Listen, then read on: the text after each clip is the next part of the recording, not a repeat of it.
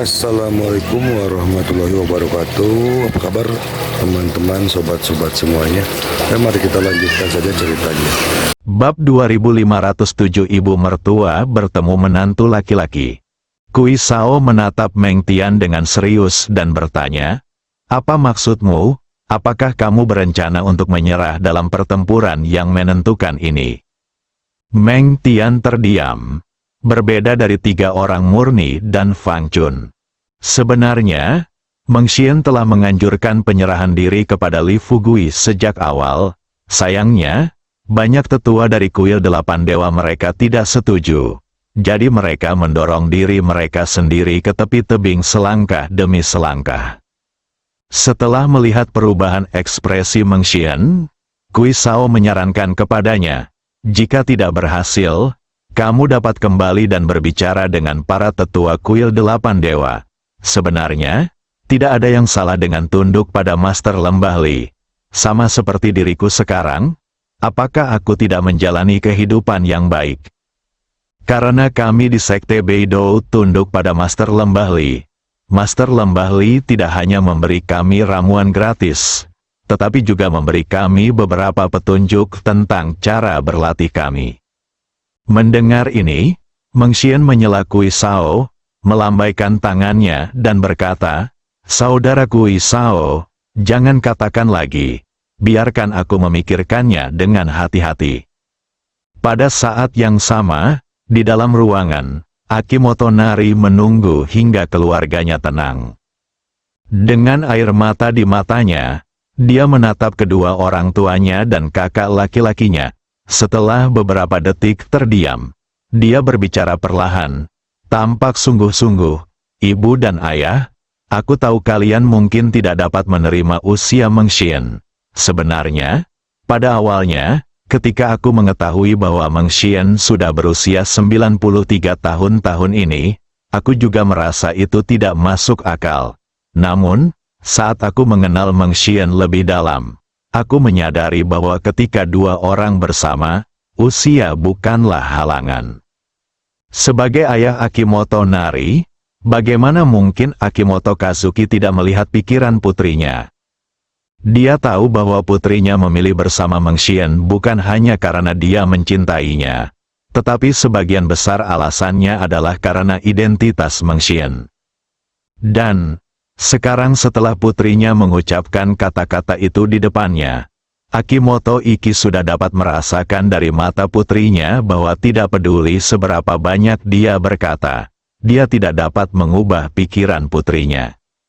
Pikirkan ini, Akimoto Iki bertanya kepada Akimoto Nari, "Nari, aku tahu kamu adalah putri kami yang baik. Kamu telah memberikan begitu banyak hal untuk keluarga ini selama bertahun-tahun. Sekarang setelah kamu membuat keputusan ini, bisakah kamu memberitahu ayahmu di depannya jika kamu merasa dirugikan dengan melakukan ini?" Akimoto Nari jelas tercengang. Dia benar-benar tidak dapat membayangkan mengapa ayahnya menanyakan pertanyaan seperti itu padanya. Dengan mulut setengah terbuka, dia tertegun selama beberapa detik. Lalu Akimoto Nari menatap ayahnya dengan rasa ingin tahu dan berkata, "Ayah, apa yang ayah tanyakan tadi? Apakah ayah bertanya apakah aku merasa dirugikan?" Akimoto Kazuki mengangguk. Akimoto Nari terkekeh dan berkata, "Ayah, aku benar-benar tidak tahu mengapa ayah menanyakan hal ini kepadaku. Ayah melihat kejadian hari ini. Bahkan bos tertinggi geng Fugui saat ini, Tuan Xiao Rongrong, sangat sopan ketika bertemu Meng Tianjun. Ayah benar-benar bertanya apakah aku merasa dirugikan mengikuti Meng Tianjun." Melihat senyum bahagia di wajah putrinya, Akimoto Iki terdiam lagi. Akimoto Nari melanjutkan, "Ibu dan ayah, sebenarnya kalian harus memberkatiku. Sekarang kalian dapat melihat bahwa, kecuali fakta bahwa Meng Tianjun sedikit lebih tua dariku, dia sepenuhnya memenuhi standar putri kalian untuk seorang pasangan dalam semua aspek lainnya. Selain itu, kalian mungkin tidak tahu bahwa Meng Tianjun memiliki industri besar di Tiongkok, dan dalam perjalanan ke rumahku bersamaku, dia telah memberiku 200 juta penuh. Kata-kata itu terucap, Akimoto Kazuki dan Akimoto Kei tidak bisa lagi tenang. Terutama Akimoto Kyu, yang tiba-tiba berdiri dan bertanya dengan tidak percaya, "Tunggu, saudari, apa yang kau katakan? Kau mengatakan bahwa Meng Tianjun memberimu 200 juta. Bagaimana ini mungkin? Bagaimana dia bisa begitu kaya?" Akimoto Iki juga berkata, "Iya, 200 juta. Ini hanya, itu adalah angka astronomi." Akimoto Nari memiliki senyum cerah di wajahnya dan melanjutkan, "Juga, 200 juta ini bukan mata uang negara kepulauan kita, tetapi mata uang Tiongkok. Selain itu, aku katakan kepadamu bahwa menurutnya, kekayaan di tangan Meng Tianjun melebihi 1 triliun. Akimoto Iki benar-benar tercengang saat ini. Dia tertegun cukup lama, lalu bertanya dengan gemetar, "Triliun? Apa konsep ini? Mungkinkah Meng Tian adalah raja?" Akimoto Nari terkekeh dan berkata, "Raja apa? Tidakkah kau mendengar apa yang dia katakan? Dia hanya seorang pemimpin klan." "Baiklah, jangan bicarakan ini untuk saat ini. Ketika aku menikah dengannya di masa depan, aku pasti akan meluangkan waktu untuk membawamu ke Tiongkok, dan saat itu kau akan benar-benar dapat melihat betapa hebatnya Tuan Meng Tian." Akimoto Kui sudah bersemangat. Dia berkata sambil tersenyum, "Kakak, aku sangat bahagia untukmu. Aku tidak menyangka kamu bisa menemukan pacar yang kaya raya." Akimoto Iki juga berkata, "Nali, karena kamu sudah membuat keputusan ini, aku tidak bisa membujukmu. Aku setuju dengan masalah ini." Akimoto Nali akhirnya menatap ibunya dan bertanya, "Bu, bagaimana denganmu?" Ibu Akimoto Nali menyeka air matanya saat ini, dan tampak sedikit malu untuk menarik Akimoto Nali ke dalam kamar.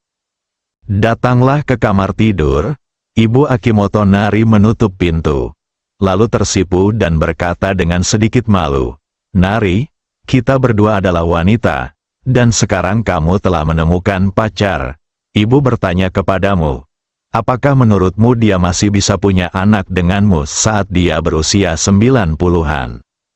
Wajah Akimoto Nari memerah, dan dia tampak sedikit malu dan berkata, "Bu, mengapa kamu menanyakan hal seperti itu kepadaku?" Ibu Akimoto Nari berkata dengan serius, "Nak, kamu baru saja bersamanya. Sebagai orang yang telah melaluinya, aku dapat memberitahumu dengan sangat jelas bahwa jika dia tidak dapat memiliki anak denganmu, kamu akan memiliki kehidupan yang sangat sulit. Tidak memiliki anak adalah salah satu aspek, yang terpenting adalah kesepian. Kamu harus memikirkan ini terlebih dahulu." Akimoto Nari menggigit bibir merahnya dengan gigi peraknya, dan untuk sesaat dia tidak tahu bagaimana menjawab pertanyaan ibunya. Melihat ekspresi malu di wajah putriku, Ibu Akimoto Nari, Magu berkata, "Baiklah, aku tahu tidak mudah bagimu untuk menanyakan hal ini. Jika kamu bersedia, bisakah kamu mengizinkannya datang dan aku bisa berbicara dengannya?" Akimoto Nari tersipu dan berkata, "Bu, ini bukan ide yang bagus, kan?" Magu berkata dengan serius, "Nak, apa yang perlu dipermalukan? Keadaan sudah sampai pada titik ini. Sebagai seorang ibu, aku masih harus bertanggung jawab atas kebahagiaanmu. Aku tidak bisa membiarkan anakku menghabiskan hidupnya sendirian." Setelah mengatakan itu, Akimoto Nari juga penasaran dengan hal ini. Ya, dia sangat mencintai anak-anak. Jika dia tetap bersama Meng Xian dan akhirnya tidak memiliki anak, dia benar-benar tidak tahu apakah dia akan bahagia. Pikirkan ini, Akimoto Nari mengangguk dan berkata, "Baiklah, Bu, aku akan keluar sekarang dan membiarkan Meng Tianjun berbicara denganmu." Magu mengangguk pelan sambil meneteskan air mata. Setelah Akimoto Nari keluar, Dia melihat Kuisao dan Meng Xian berdiri tidak jauh dari situ. Dengan senyum cerah di wajahnya, dia buru-buru berkata kepada Meng Xian, "Tuan Meng Xian, cepatlah ke sini." Setelah melihat ekspresi di wajah Akimoto Nari, Meng Xian sebenarnya sudah memikirkannya, dan sepertinya masalah ini kemungkinan besar akan berhasil. Kalau saja aku tidak mengobrol dengan Kuisao tadi, aku pasti akan melompat kegirangan saat melihat adegan ini. Tapi sekarang, hati Meng Xian tiba-tiba dipenuhi dengan kesedihan yang tak terhingga. Ketika Akimoto melihat ekspresi cemberut di wajah Meng Xian, dia menyingkirkan senyum di wajahnya, bergerak mendekati Meng Xian, dan bertanya dengan suara rendah, "Meng Xian, ada apa denganmu? Kenapa kamu terlihat sangat tidak senang?" Meng Xian memaksakan senyum, melambaikan tangannya dan berkata, Tidak, ngomong-ngomong, bagaimana? Apakah paman dan bibimu setuju untuk membiarkanmu dan aku bersama?" Akimoto Nari mengangguk cepat dan berkata dengan serius, "Kakak dan ayahku telah setuju, tetapi ibuku ingin berbicara denganmu." Meng Xian bertanya dengan rasa ingin tahu, apa yang ingin dia bicarakan denganku. Akimoto Nari tampak sedikit malu dan berkata, "Ini, aku malu untuk mengatakannya. Kamu akan tahu setelah kamu masuk. Kurasa ibuku pasti mengusulkan untuk berbicara denganmu sehingga kamu dan aku dapat memiliki masa depan yang bahagia." Meng Xian bingung, karena penasaran, dan juga agar bisa bersama Nari Akimoto. Dia pun hanya menggertakkan giginya dan masuk bersama Nari Akimoto. Di bawah bimbingan Akimoto Nari, Meng Xian datang ke pintu kamar tidur. Akimoto Nari berhenti dan berkata kepada Meng Xian sambil tersenyum, "Tuan Meng Xian, ibu saya ada di kamar tidur sekarang. Setelah Anda masuk, jawab saja dengan jujur apapun yang dia tanyakan." Meng Xian mengangguk dan mendorong pintu hingga terbuka. Setelah memasuki pintu, lalu saya melihat Magu duduk di samping tempat tidur. Meng Xian sepenuhnya mengesampingkan kesannya sebagai pemimpin sekte dan mengambil inisiatif untuk menyapa Magu. Magu mengangguk pelan, melambaikan tangan pada Meng Xian dan berkata, "Duduklah dulu." Meng Xian duduk di kursi di seberang Magu. Magu menatap Meng Xian lagi dan bertanya, "Tuan Meng Xian, bisakah Anda memberitahu saya berapa usia Anda tahun ini?" Meng Xian berkata jujur, "Saya berusia 93 tahun ini." Magu menatap lelaki tua di depannya yang 3 tahun lebih tua dari ayahnya, dan dia tidak tahu harus mulai dari mana untuk sesaat. Keduanya saling memandang dalam diam entah berapa lama. Magu akhirnya memutuskan untuk berkata kepada Meng Xian, "Tuan Meng Xian, sebagai seorang ibu, saya seharusnya tidak menanyakan hal ini kepada Anda. Namun, agar putri saya dapat menjalani kehidupan yang bahagia selama sisa hidupnya, bolehkah saya bersikap lancang untuk menanyakan sesuatu kepada Anda sekarang?" Sebagai pemimpin kuil 8 dewa, bagaimana Meng Xian bisa tahu apa yang sedang dipikirkan Magu saat ini? Faktanya, bukan hanya Meng Xian yang tidak bisa menebak. Mungkin setiap warga negara Tiongkok akan merasa penasaran ketika dihadapkan pada situasi ini. Melihat ekspresi serius Magu, Meng Xian berusaha merendahkan postur tubuhnya sebisa mungkin dan bertanya kepada Magu dengan ragu-ragu, "Silakan." Magu mengangguk dan berkata, "Begini, kau tahu, putriku masih muda, baru berusia awal 20-an tahun ini. Dan kau sudah berusia 93 tahun. Bahkan, kau 3 tahun lebih tua dari ayahku, kakek Nali." Melihat itu Magu belum sampai pada intinya. Meng Xian menyela pembicaraan pihak lain dan bertanya dengan ragu-ragu, "Jika ada yang ingin kau katakan, katakan saja langsung padaku sekarang. Jangan khawatir, apapun yang kau tanyakan padaku hari ini, aku tidak akan menyalahkanmu." Magu mengangguk lagi. Setelah ragu-ragu selama beberapa detik, kali ini dia langsung ke pokok permasalahan dan bertanya kepada Meng Xian. Saya ingin tahu, jika kamu bersama putri saya, apakah kalian berdua masih bisa memiliki anak sendiri? Meng Xian agak terkejut.